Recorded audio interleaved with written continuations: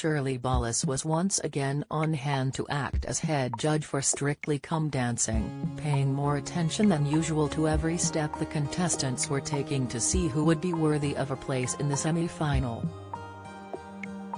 BBC Breakfast host Dan Walker and his partner Nadia Beachkova were one of the couples taking to the dance floor this weekend, and they were hoping to avoid the elimination by any means possible. It seems the BBC favourite might just miss out on performing in the dance-off, as Shirley praised his performance and gave him a rather high score. Following Don's tango to Santa Maria by Gutan Project, the head judge said, "Well, I think given time, Dan will shine. For me, I thought you started off really well and it had a real sensual feel. For me, it continued throughout the routine. You stayed focused, you were truly where you needed to be, and you Nadia felt 100% safe in his arms, and it almost took an independent feeling of a ballroom dancer. And that's what you left me with, and there was no smiling, you stayed just right there in it. I thought it was great." As the scores were awarded, Shirley gave Dan a 9 out of 10, bringing his total mark up to 31 out of a possible 40.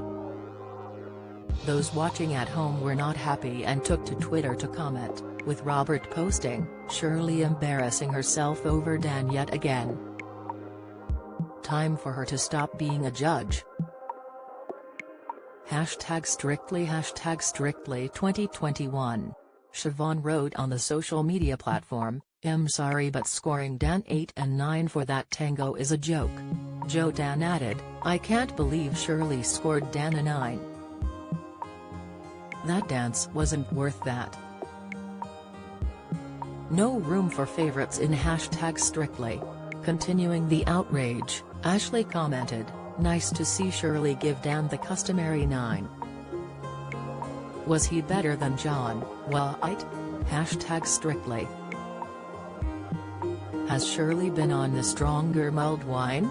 No way was that a 9. #SCD #Strictly, an account called Cursed Fingers remarked. Not everyone was so opposed to Don's dance and the scores he was awarded as Michaela shared. "Today I have voted for Dan and Nadia, a few times #Strictly #Strictly Come Dancing #Strictly Quarterfinals at Merdane Walker #Tango." Joanne played devil's advocate as she wrote, "Loving #Strictly, but it is time for Dan to go home. Has been amazing as an absolute beginner with such a steep learning curve, but the musicality and interpretation of the others are light years ahead of him now."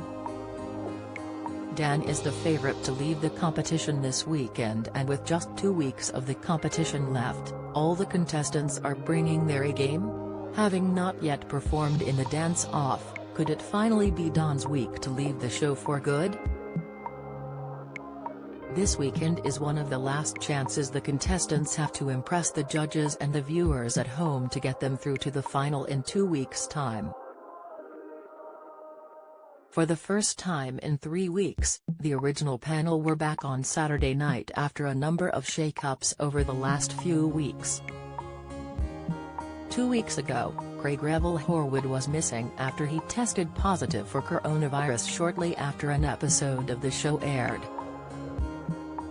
Therefore, he had to self-isolate for 10 days, and bosses drafted in the star of the stage and screen, Cynthia Erivo, in her first stint as a judge on the program. Motsi Mabuse was absent last week as she had come into contact with someone who tested positive for coronavirus and was forced to stay in Germany, with Cynthia filling in again. For the quarter-final, they will both be back to join Shirley Ballas and Anton Dubeke to critique the remaining celebrities. Talking about the quarter-final on Friday's edition of It Takes Two, head judge Shirley offered her take on the last few contestants. Discussing Rose Ayling-Ellis and Giovanni Pernice, she said, "It's a historic pairing, the chemistry is off the walls. They've both brought the best out of each other. She takes her game up every week, she continued before talking about Dan Walker. Has like that little seed in the plant pot. And now has about to blossom. He is your all-around beginner, she added. On AJ Ajudu, she commented, I feel that AJ is fearless. When she jumped off that stage from where I was sat, I really thought she's not going to make it, but who has done enough to take the crown?